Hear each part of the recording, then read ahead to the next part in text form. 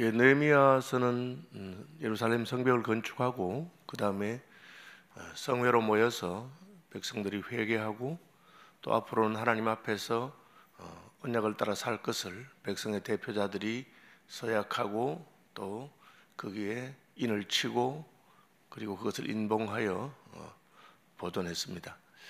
백성의 숫자가 많기 때문에 모든 사람들이 다 거기에 인을 치고 인봉하는 것은 아니고 이름이 나오죠.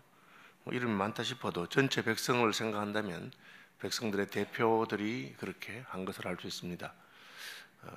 우리를 대표해서 하나님과 언약을 맺는 대표적인 일을 하는 분들을 있습니다. 교회에도 목사나 혹은 당회원들이나 여러 가지 결정을 하면서 교회를 대신해서 그렇게 결정하게 됩니다.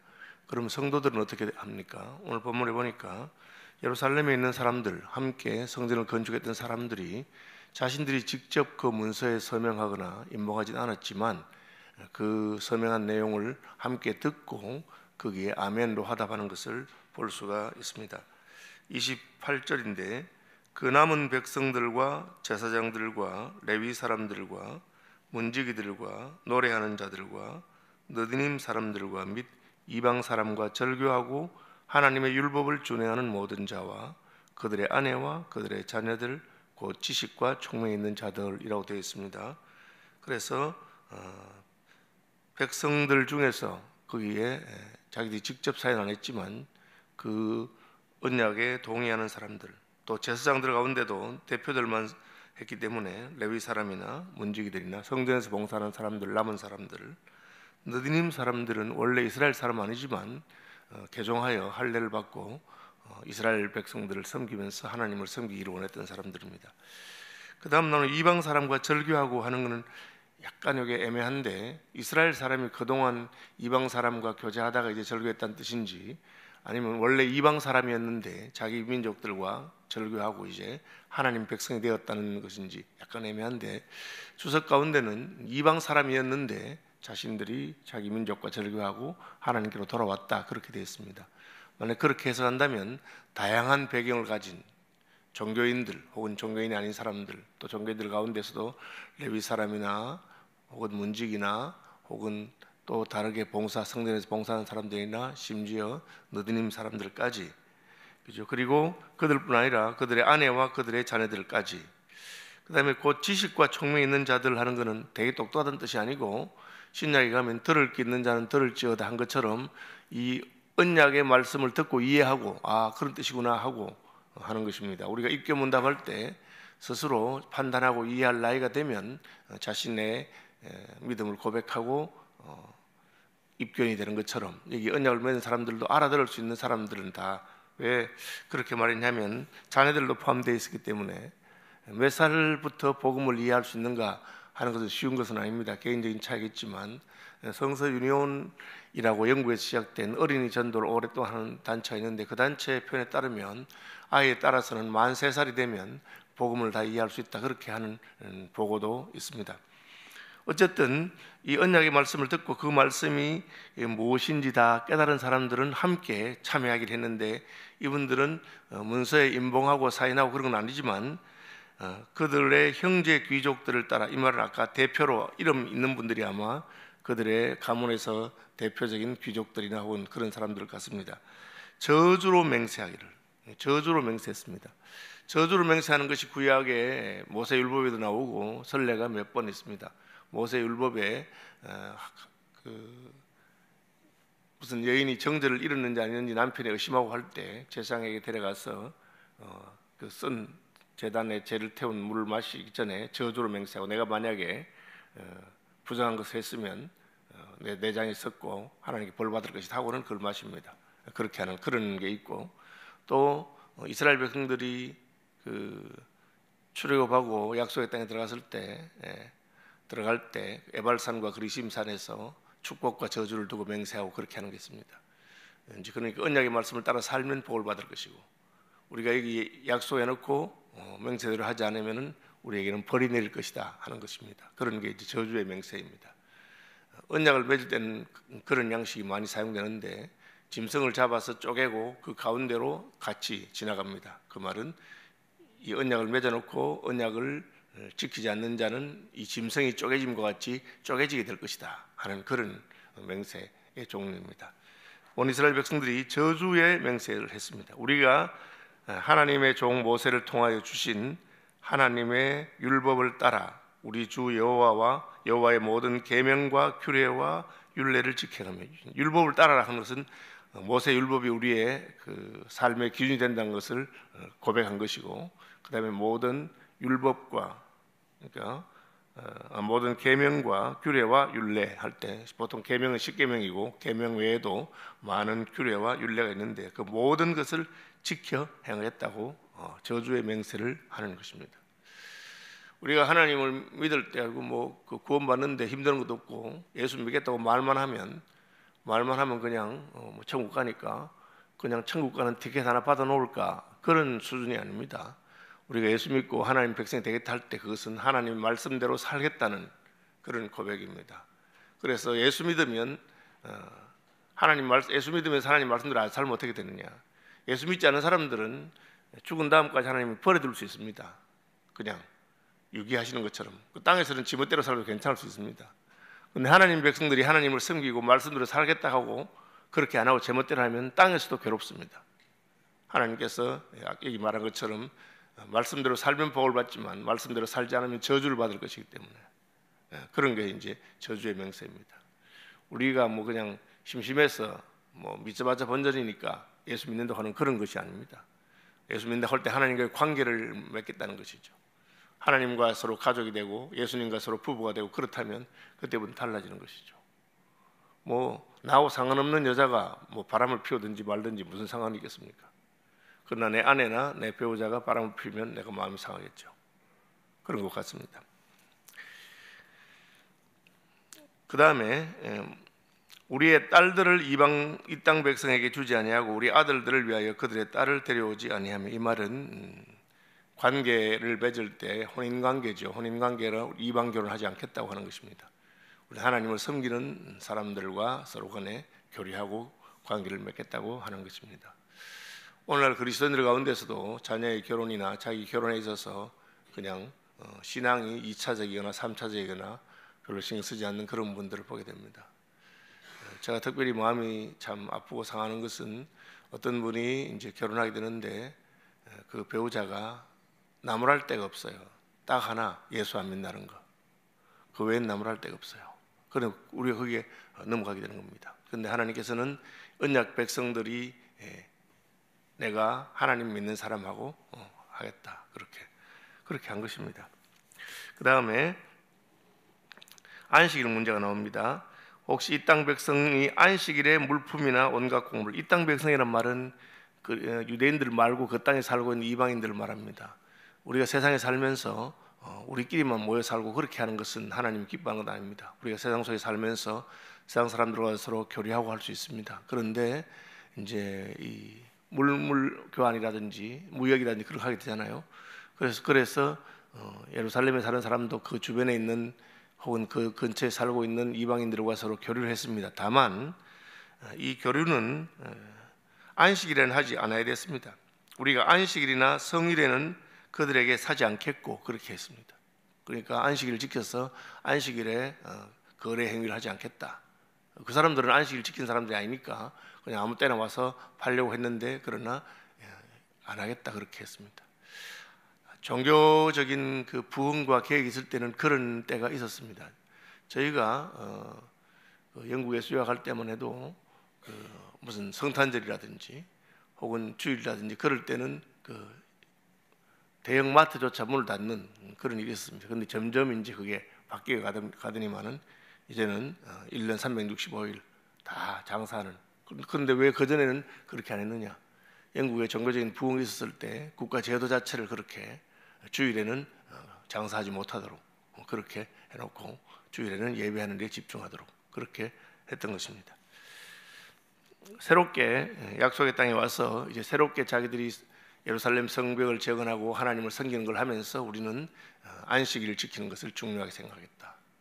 안식일은 우리의 시간을 하나님을 위해서 드리는 것이고 우리의 시간을 더 이상 나의 의식주나 혹은 돈을 버는 것이나 그런 일에 쓰지 않겠다고 그렇게 하는 것입니다. 그 다음에 일곱째 해마다 땅을 쉬게 하고 모든 빚을 탕감하리라. 일곱째 해마다 땅을 쉬게 하는 것은 그 안식년을 지키겠다고 하는 것입니다.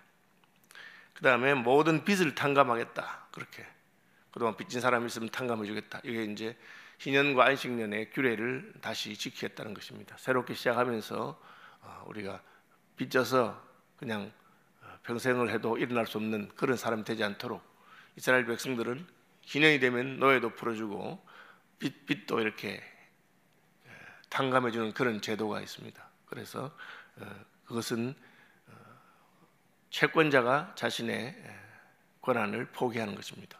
왜? 우리가 한 공동체이기 때문에 그렇습니다. 가족이라 한다면 뭐 부부 사이에 무슨 빌려주고 차용증 쓰고 뭐 그걸 끝까지 받아내고 그런 거 없잖아요. 가족이니까. 그런 것처럼 우리가 한 언약의 백성으로서 새롭게 시작하면서 빚을 탕감해 주었습니다. 그 다음에는 32절 보시면 스스로 규례를 정하기를 해마다 각기 세겔의 3분의 1을 수납하여 하나님의 전을 위하여 쓰게 하되, 일종의 성전세 같은 건데 과거의 전례는 출애굽한 다음에 그 이스라엘 백성들이 인구조사를 하면서 20살 이상 된 사람들에게 세겔을 받아서 그 반세겔로 성전 성막을 위해서 쓰고 한 그런 적이 있었습니다. 근데 이제는 뭐 그런 게 없었고 그 뒤에 국가에서 세금을 거두어서 그 세금 중에 일부를 성막을 수리하거나 성전을 수리하는 그렇게 했고, 페르시아가 이스라엘을 식민 통치할 때는 페르시아 왕이 칙령을 내려가지고 자기 세금에서 쓰도록 그렇게 했는데, 이스라엘 백성들이 이제 다시 성벽을 재건하고 하나님 앞에 서 있으면서 이것은 우리가 해야 될 책무라고 생각하고, 그들이 형편이 어려운 중에도 그 국민 전부 다 3분의 1세겔씩 내서 성전의 필요를 위해서 써야 되겠다고 그렇게 한 것입니다. 성전은 이 공동체가 하나님을 섬기는 일이 어떠한가를 보여주는 것입니다. 그래서 우리가 성전이 잘 정비되어 있고 성전에서 드리는 제사라든지 이것이 제대로 드려지면 이 백성들이 하나님을 섬기는 일에 열심을 내는구나 라고 알 수 있습니다. 반면에 성전에 재물이 없어서 제사를 못 드리고 성전에 사람들이 성전이 황폐한 것을 보게 되면 백성들의 마음이 성전에 없다는 것을 보여주는 것입니다. 그래서 스스로 규례를 정해서 하나님의 전을 위해 쓰되, 진설병은 떡상에 12개의 떡을 일주일마다 바꾸는 것을 말합니다. 그 다음에 날마다 드리는 소제와 번제와 그 다음에 안식일과 초하루에 드리는 속죄제, 또 성물, 그 다음에 절기 때 또 많은 걸 드리는, 이 하나님께서 구약에 제사와 관련된 제도를 많이 만들으셨는데 그 제도와 관련해서 쓸 것이 부족함이 없도록 그렇게 해놓은 것을 말합니다. 요즘은 뭐 다 우리가 헌금해서 하지만 저희 어릴 때는 이제 교인들 가운데서 믿음 있는 사람이 성찬식을 위해서 가을이 되면 포도주를 담고, 그래서 교회 성찬식 할 때마다 그걸 서게 한다든지 뭐 이런 제도를 가지고 있었습니다. 그래서 자기들의 것을 바치는 것이죠. 교역자들이 생활이 어려워서 먹고 살기 힘드니까 성미를 가지고 해서 거두어서 성미로 양식을 대어준다든지 뭐 그런 걸 하는 것입니다. 그 다음에 그렇게 해서 한 것은 성전에 필요를 하고 제사장과 레위 사람들을 뽑아서 정한 시기에 나무를 우리 하나님의 전에 바쳐, 이건 무슨 말이냐면은 성전에 제사를 드리니까 나무가 있어야 되겠죠. 그리고 그 나무, 특별히 그 번제다 낸 그 불은 꺼지지 않도록 해라 그렇게 했는데, 번제단이 큽니다. 가로 세로 6m 정도 되는 때는 크기 때문에 거기에 불 떼가지고 계속해서 재물을 언제든지 바칠 수 있도록 하는데, 그게 불이 계속 타려면은 장작이 많이 있어야 되겠죠. 그래서 아마 이 바벨론 포로에서 돌아왔을 때 그 장작, 성전에 필요한 장작을 위해서 제사장과 레위 사람들과 백성들이 다 제비를 뽑아서 그것을 함께 감당했다는 것을 말하고 있습니다. 그 다음에 35절에는 토지 소산과 과목의 첫 열매, 마다들과 가축의 처음 난 것, 이게 이제 초태생이라 하는 건데, 출애굽할 때 애굽의 모든 장자와 가축의 초태생이 죽었는데 하나님 우리는 구해 주신 것, 하나님이 살려 주셨으니까 그 목숨 하나님 거라, 그런 것으로 가축의 초태생 하나님께 바치고, 곡식과 과일의 천일매도 바치고 그렇게 하는 것이었습니다. 그래서 사람은 죽일 수 없으니까 사람의 몸값을 쳐서 바치게 하는, 처자들은 그렇게 하는 것을 말합니다. 그래서 이것을 성전의 제사장에게 주었습니다. 제사장이 받게 되는, 왜 첫 것을 드리느냐, 곡식이든지 무엇이든지 먼저 하나님께 드린다는 표시고, 하나님은 그걸 드시거나 하지 않기 때문에 하나님을 섬기는 제사장에게 주고, 그 다음에는 이제 11조가 나옵니다. 11조, 우리 산물의 11조를 레위 사람들에게 주고, 또 레위 사람들은 자신들의 11조를 제사장들에게 주고, 이 전체는 하나님을 섬기는 성전과 관련된 모든 필요가 제대로 공급되어 그 사람들이 하나님을 섬길 수 있도록 그렇게 한 것입니다. 그게 안 되면 이제 성전이 황폐하거나 제사장들이나 레위 사람들이 11조가 없어서 굶주리거나, 그래서 그 직무를 떠나고 다른 곳에 가거나 그렇게 하는 것을 보면 그것은 그 교인들이 제대로 하지 않는다는 걸 보여준 겁니다. 한국 교회는 이런 가르침의 전통을 잘 받아서 가난하고 작은 교회도 목사님이 굶주리지 않도록 교인들이 신경을 많이 쓰고 그렇게 했습니다. 저희가 해외에 나가보면, 선교지에 무슨 필리핀이든지 혹은 다른 나라에 가보면 그 목회자들이 그 교회를 섬기는 것으로는 생활이 안 되기 때문에 따로 자기 직업을 가지고 하는 것을 많이 볼 수가 있습니다. 그래서 그것은 결국은 그 교회가 하나님을 섬기는 일에 소홀했다는 것을 보여줍니다.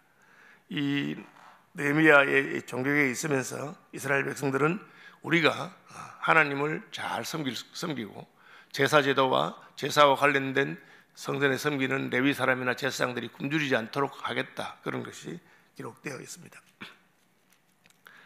그 다음에 11조 받는 이야기도 나옵니다. 레위 사람들이 11조를 받을 때 아론 자손의 제사장 한 사람이 함께 있을 것이, 이 말은 감사가 있다는 것입니다. 그래서 주석가들은 이게 이제 페르시아의 제도가, 페르시아가 세금을 징수할 때 징수하는데 이렇게 과도하게 하거나 혹은 봐주거나 그렇게 하지 않고 규칙대로 하는 것을 옆에서 지켜보는 사람이 있었다고 하는 것입니다.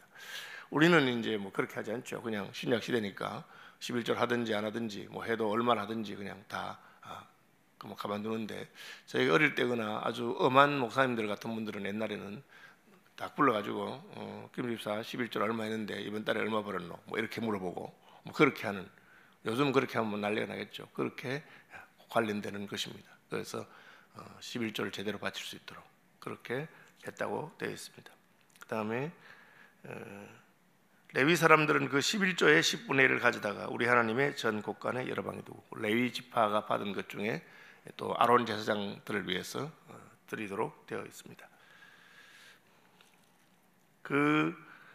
하나님께 드린 것은 성전의 골방에서 보관했습니다. 레위 사람이나 제사장 자기 집이 있을 건데 집에 하지 않고 성전에서 해서 그것을 같이 제사장들이 같이 쓰고 또 레위 사람들은 쓰도록 그렇게 되어 있습니다.